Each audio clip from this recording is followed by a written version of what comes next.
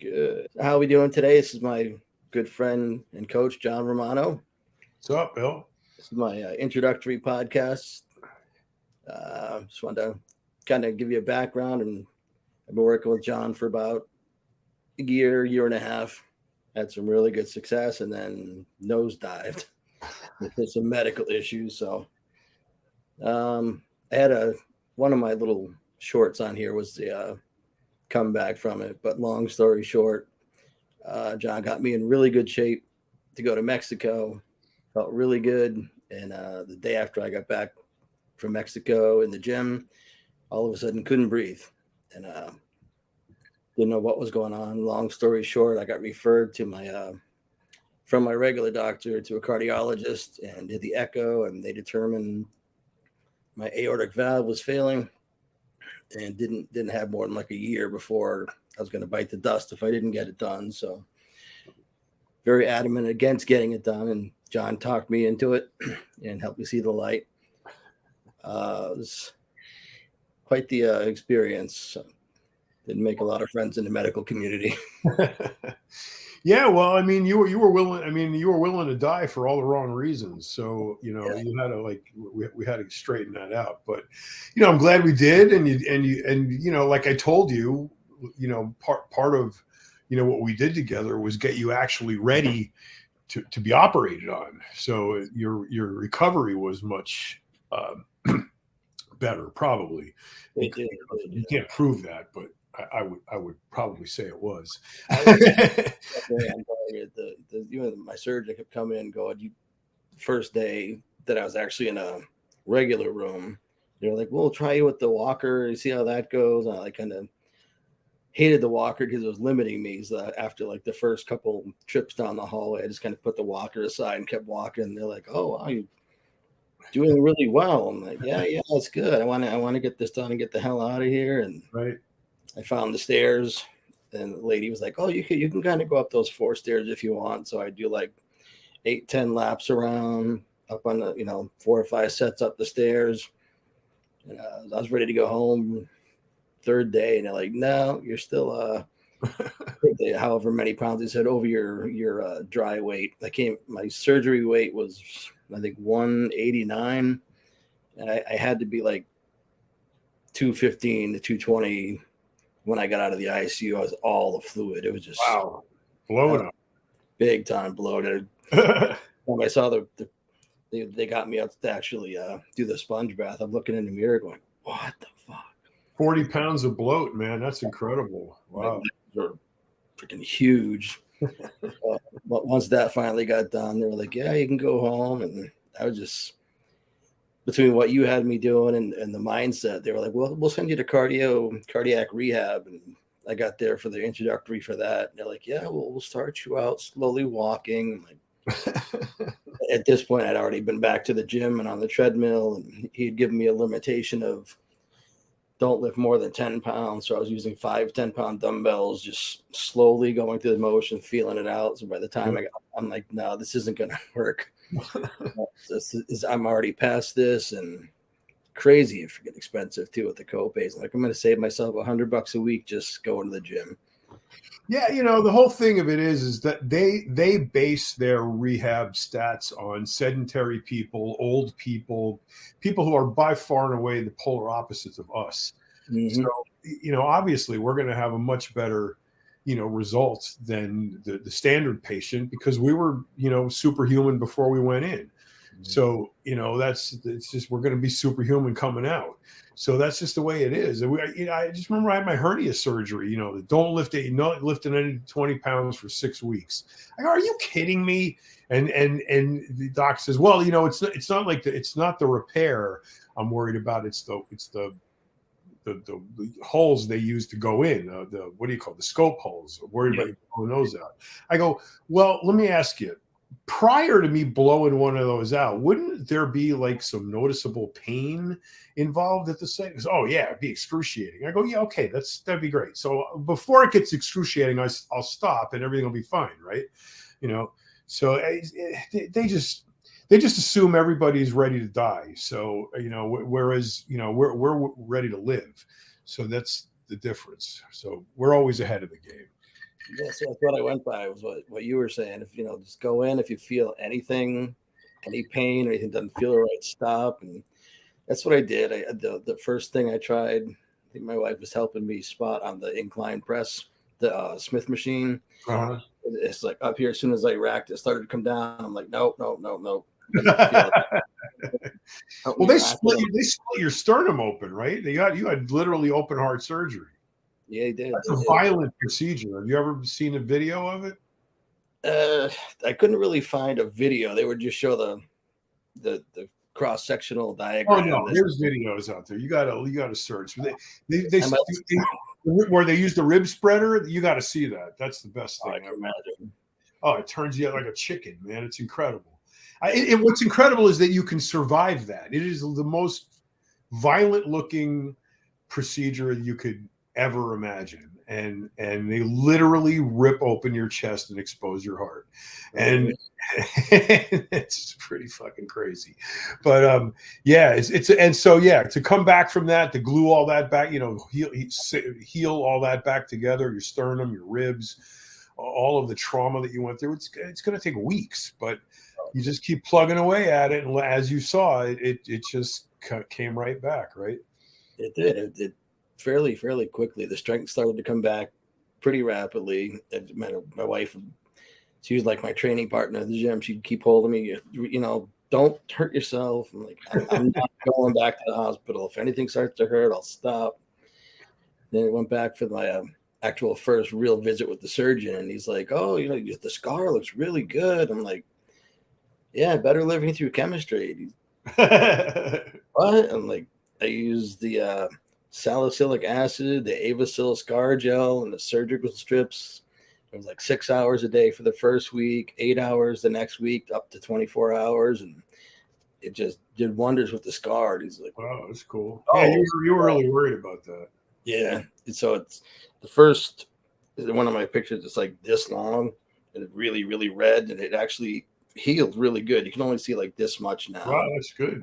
Right between the pecs. So you can kind of a little bit of flexing. You don't even see it. So I'm happy with that. See, so it was worth living for then. It was. You did well talking me into it. My wife, thanks you very much for that, because I was definitely, if they couldn't go through the leg, I was done. Yeah, well, I was. Well, you're glad you found that out. So what's next? Nah, just trying to continue helping me, with your help, getting the weight back down. I'm still not where I was before surgery. As far as we got to get you back to pre Mexico 2 years ago condition. It's the talk we had last week really hit home. So I've been suffering the right way and sacrificing, and it paid off last week with a fairly good drop in weight and body fat, and it's the same this week. Yeah, man, you just got to keep that train going. It's hard. It's not fun. There's no satisfaction in it immediately, but there is down the road.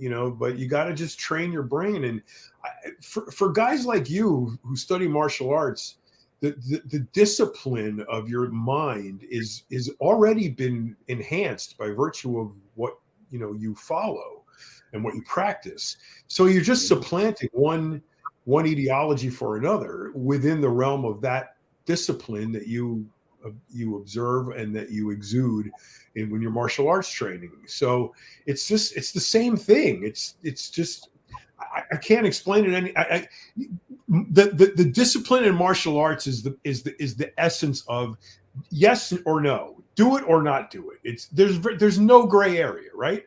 This. So when the bag of chips is in front of you, it's either yes or no. There's no gray area, right? And the discipline is no, don't. And so you put it over here, and it would be just like if you're practicing martial arts and you're in, you're back on one leg and your leg is cramping and killing you, and you want to stand up and you just no, I can't. I got to go 10 more seconds, 15 more seconds, whatever. You know how it is. So it's the exact same thing. You just got to focus your discipline on making the right choice. And you know what the choice is. And there's no coach on earth that's going to make that choice for you. You got to make it. Absolutely. At the moment. So it's doing what it's supposed to now. Yeah, even with my wife, she tries very hard, but her goal in training is to get into the cheat meal. We didn't even do one this week. We're like, no, I had good progress. We're not even going to do a cheat meal this week. We're just going to cruise through. And like I said, we had the talk 6 weeks from now. Maybe we'll celebrate and have something we're not supposed to have. But well, there's two things. One is, like I said, no coach can make you do the right thing. However, almost every coach can tell you that you didn't do the right thing. So there's no point in trying to hide that. I know by the end of the week if you did what I told you to do or not by the numbers that you send to me, because I know what they should be. If they're wildly not what they should be, I didn't do it. You did it. Okay. So there's no hiding that. There's just no hiding that. The truth is going to come out. So just make the right choice. As far as your wife goes, living for the weekend, I call it. There's nothing wrong with that as long as you deserve it. Yeah. So if you can put in 6 days or 5.5, whatever you guys agreed, it should be 6 days of assiduous attention to detail and not cheating, not one little bit, not a crumb, not a quarter of a cookie, nothing. And if you can do that all those days, absolutely, you deserve your cheat day. You deserve it. Okay. And you should enjoy it. And you should not try to hurt yourself, but you should be able to do what normal people do, those things that you crave, but not to an excess where you wipe out 6 days of progress, which I've seen people do. If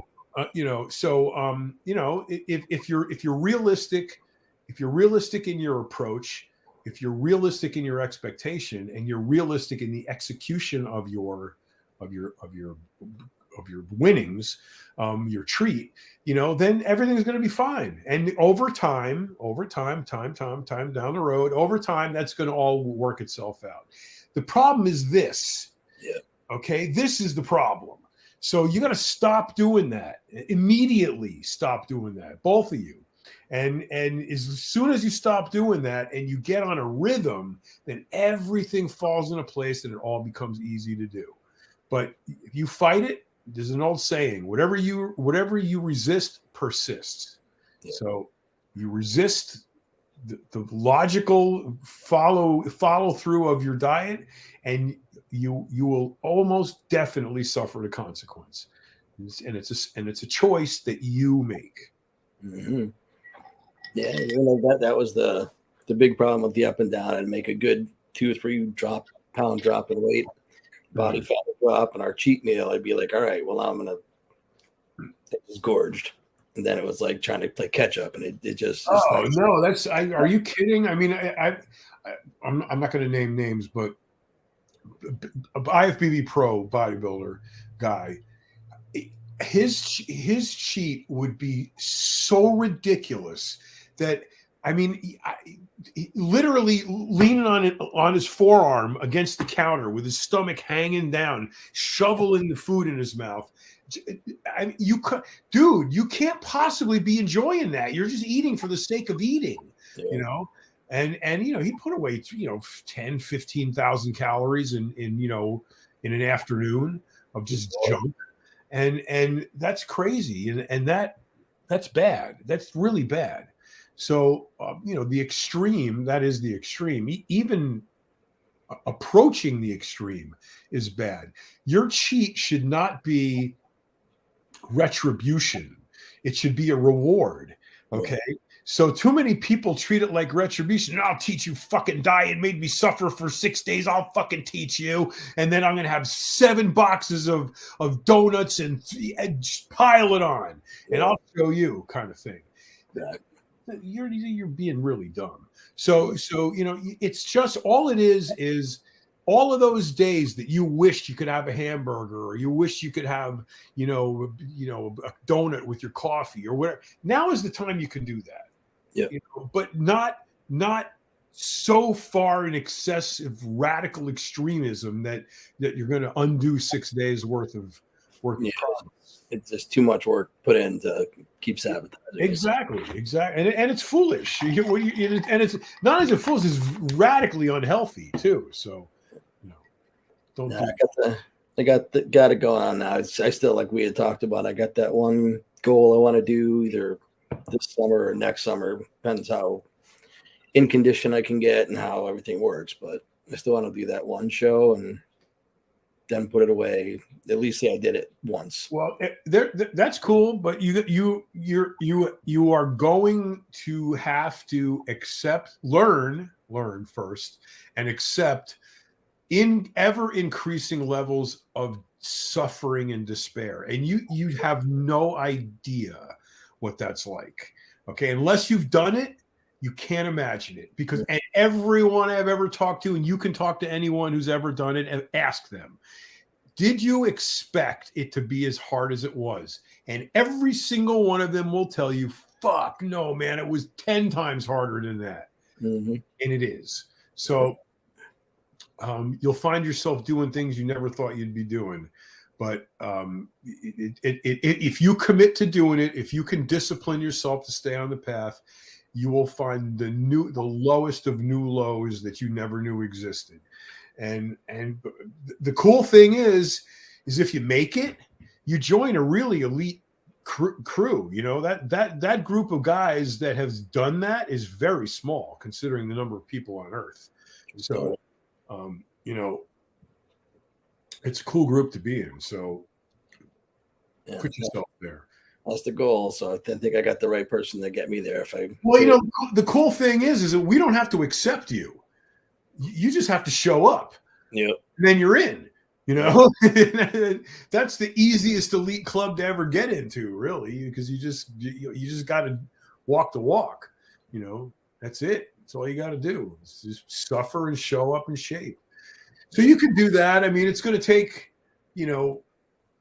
from where you are, like right now today, probably 20 weeks. Yeah. If you start today, 20 weeks, and it's going to be broken up into.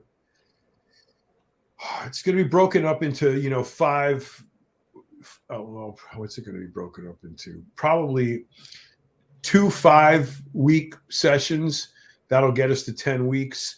And then that last 10 weeks will be 8 weeks and 2 weeks. Mm-hmm. So 2 weeks of dial in. So 8 weeks to get you there, and then 2 weeks of, getting up into the show. So yeah, 5, 5, 8, and 2. Cool. Yeah, I mean, I've pretty much started. So, but dude, you can't. Once that clock starts ticking, that's it. And if the clock stops, it resets to 0. Okay, so if you have a date in mind, if you have June 28th in mind, and you fuck up on September 16th, sorry, you're going back to 0. Oh yeah, no doubt. So I'm just warning you. I'm dialed in. I'm ready. Right. Well, now also in that, you got to have the support on the home front too. I mean, you can't come home to cupboards full of macaroni and cheese and whatever in the fried chicken in the refrigerator. You got to have. It's the way it is, man. And it's really unfair because it denotes the selfishness of bodybuilding. It's an incredibly selfish pursuit. And you really need, selfishly need the support of your wife and kids, because they got to suffer along with you unless it's out of the house. Right. If they can go to the restaurant, the mall, the food court, wherever, eat whatever they want, but they cannot bring it home. Yep. Whatever is in that house can only be what you can eat and nothing else. And that is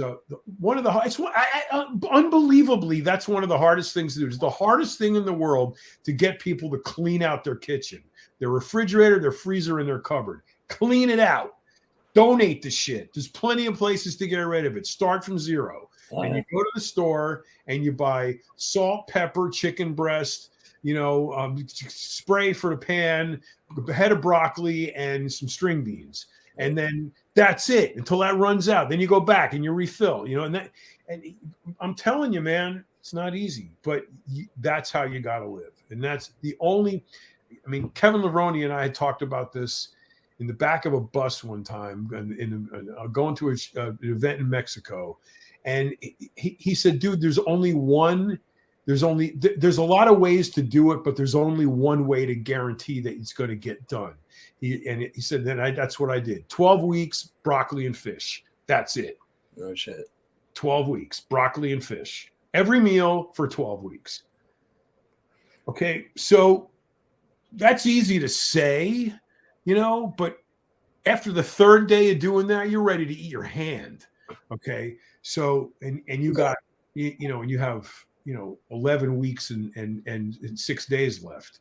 So that's the kind of treachery you're in for. So before you start, you have to mentally prepare for that. And you really can't mentally prepare for it because you have no idea what it's like. But you have to imagine the worst of the worst and multiply that by a couple of thousand, and then try to say, okay, that's what I'm ready for. You are actually the first person to really get me to eat cooked fish. So we were buying a shitload of tilapia, and from before Mexico, that's what I was eating, was that and veggies, or that and like a small portion of brown rice. It was just like Palumbo said on his broadcast, because after a while it's like that's the best thing ever. You eat every little crumb off the plate of the fish. Going, so good. This is so good. Well, part of it also is being able to train your mind to divorce divorce food from your satiety sensors. Mm-hmm. So instead of eating because you have a taste for something or craving for something, or even just because you're hungry, it's not the reason to eat. You are eating just like you're putting gas in the car. Okay, the car doesn't care what the gas tastes like. It doesn't care if it's getting it on a full tank, a half a tank, a third of a tank, or an empty tank. It's gas. It makes the car go. Okay, so as long as there's gas in the tank, the car's going to go. And that's your job, is to keep gas in the tank. That's it. That is it. And to divorce your brain that there's any kind of pleasure associated with that has got to be the prime directive, because there can be no association between food and pleasure. None. Zero. And the better you are at getting rid of that, the better you're going to be at dieting. Yeah. So I'm getting there. It's what I do now. It's like eat to train, and don't worry about the taste. So. Right. It's just nothing to do with it. The portion, the taste doesn't matter. It just doesn't matter. It's goal though, is I want to hit my goal. So it's gonna, as long as everything stays good in the gym. Well, that's the other thing, is you can't get hurt, because that ruins everything. So that's another layer of difficulty in the whole thing, and being able to train and not get hurt, being able to work around your injuries, being able to nurse things back, being careful while you're training so you don't injure something or aggravate an existing injury. And then, all the stuff you're going to take to recover, including drugs and growth hormone and all the other stuff. All of that shit matters. So you got to map it out and be ready to stick to it. It's going good. It's just dealing with some of the idiocy at the big gym. I was looking up stuff yesterday. I'm like, the glory days of like World Gym and Gold Gym, when those were the big chains. Now it's Planet Fitness and the other assorted no judgment zone. I don't even know what that means. But yeah, where you train definitely has it is an advantage. I mean, I was fortunate enough to train in Gold's and World Gym back in the day in Venice, and man, there was nothing like it. And I tell Dave Palumbo all the time, I said, I don't know if that was a blessing or a curse, because on one hand, it was 20 years of just incredible experience through the, last of the 80s, the 90s, and the early 2000s. That was just the place to be, and now it's like go to any gym and it's a letdown. Even the supposed coolest, hippest, best gyms in the country right now are still a letdown compared to what Gold's and World were back at in the heyday. So, you just go to the gym and you just never get that back. And I always think no matter how good a workout I get today, it's 10 or 20% less than it would have been if I was, back home. Right. So that makes a difference too. They got the gym up the street though. That's kind of not like that vibe, but more of a dungeon. And one of my good friends trains there, so we kind of get into it. And that's good. The training atmosphere is just dealing with the purple and yellow crap at I don't know how you do it. I really don't. The only good thing is the one we go to in the city now. It's like a lot of the old school, like hammer strength stuff.